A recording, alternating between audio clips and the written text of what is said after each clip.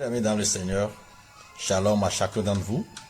Alors, coronavirus, un jugement de Dieu, Dieu est en train de sévir beaucoup parce que je suis vraiment dans la stupeur quand je regarde un peu partout dans le monde ce qui se passe. 10 000 morts par-ci, 20 000 morts par-là. Et les gens se réjouissent parce qu'on dit le taux le plus bas de décès, c'est 597 morts. Vous imaginez, c'est assez dangereux d'apprendre que les gens sont en train de mourir à cause de coronavirus. C'est triste. À cause de quoi? Nous allons lire quelque chose dans Lamentation 3. Lamentation 3 à partir du verset 31.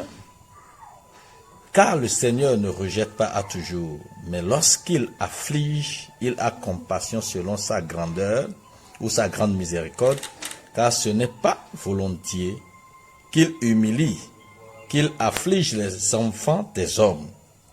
Quand on foule aux pieds tous les captifs du pays, quand on viole la justice humaine à la face du Très-Haut, quand on fait tort à autrui dans sa cause, le Seigneur ne le voit-il pas?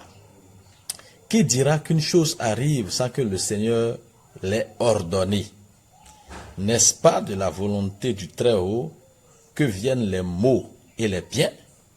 Pourquoi l'homme vivant se plaindrait-il? Que chacun se plaigne de ses propres péchés. Vous voyez avec moi que chacun se plaigne de ses propres péchés.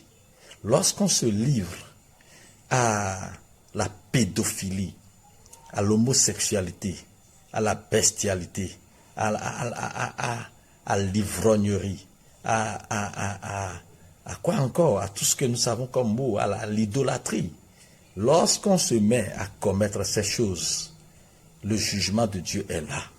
Dieu sévit aujourd'hui. Dieu sévit le monde entier. J'ai vu quelques vidéos avant même que le coronavirus n'atteigne l'Italie, où j'ai vu les homosexuels et les lesbiennes qui sont ensemble en train de s'embrasser, de danser et tout. C'était écœurant. J'ai vu également une autre vidéo où 3 hommes sont en train de se coucher, pas derrière. Je dis, mais ça c'est une abomination totale. Alors, coronavirus est en train de sévir parce que Dieu a laissé place à coronavirus de sévir. C'est pourquoi dit, est-ce que l'Éternel, la Bible dit dans Lamentation 3, du verset 29 au verset 39, que si l'Éternel n'ordonne-t-il pas ces choses, est-ce que cela arriverait-il? Ce n'est pas possible. Et la Bible déclare que toutes ces choses arrivent à cause de nos péchés. Cela veut dire quoi? Coronavirus aujourd'hui, c'est un mal. C'est un mal que Dieu même a laissé influencer le monde, atteindre le monde. Dieu est en train de juger. Dieu est en train de juger. Nous avons besoin aujourd'hui de nous humilier devant le Seigneur. C'est pourquoi 2 Chroniques 7, verset 14 dit, « Si mon peuple sur qui est invoqué mon nom s'humilie et prie, ne les osserais-je-t-il pas ?» Ça veut dire que si nous nous humilions, que nous prions, le Seigneur fera quelque chose. Toutes ces nations qui sont dangereusement touchées par le coronavirus obtiendront satisfaction. Si vous lisez quelque chose dans Lamentation, nous continuons à lire dans Lamentation 3, verset 22, la Bible déclare, que, même à partir du verset 21, la Bible dit, « Voici ce que je veux repasser en mon cœur, ce qui me donnera de l'espérance. Les bontés de l'Éternel ne sont pas épuisées, ses compassions ne sont pas à leur terme. Elles se renouvellent chaque matin. Oh, que ta fidélité est grande. » Cela veut dire quoi? Coronavirus, si l'Éternel veut, si Dieu veut aujourd'hui, ça va cesser.